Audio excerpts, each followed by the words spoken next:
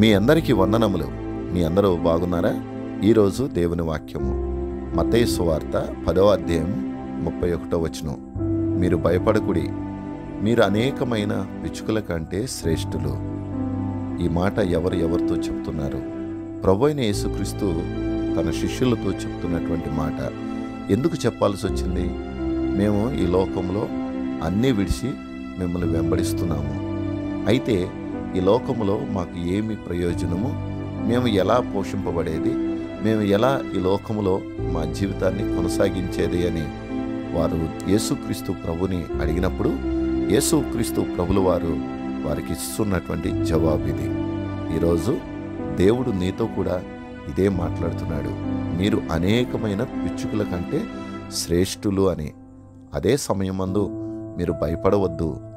దేవుని వెంబడించేవారు, దేవుణ్ణి అనుసరించి నడిచేవారు, దేవుని నామాన్ని ఎరిగినవారు, దేవుని నామాన్ని స్తుతిస్తున్నవారు, ఘనపరుస్తున్నవారు, ఆరాధించుతున్నవారు ఎవరైనా ఈ లోకంలో నేను ఎలా బ్రతకాలి అనే భయాందోళనతో జీవించవలసిన పని లేదు. ఎందుకంటే దేవుడే తన యొక్క వాగ్దానం ద్వారా అభయమిస్తున్నాడు.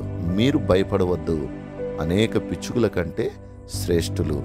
పిచ్చుక అది ఎలా జీవిస్తుందో మనకు తెలుసు కదా. దేవుడే గుప్పిళ్ళు విప్పి వాటిని పోషిస్తున్నాడు.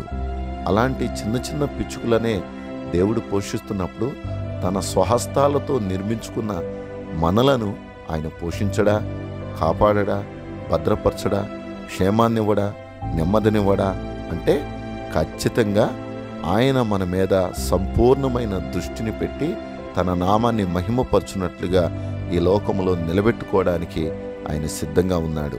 అందుకే దేవుడు చేసిన ప్రతి వాగ్దానాన్ని మనం సంపూర్ణంగా నమ్మాలి, విశ్వాసం ఉంచాలి, నమ్మకం ఉంచాలి.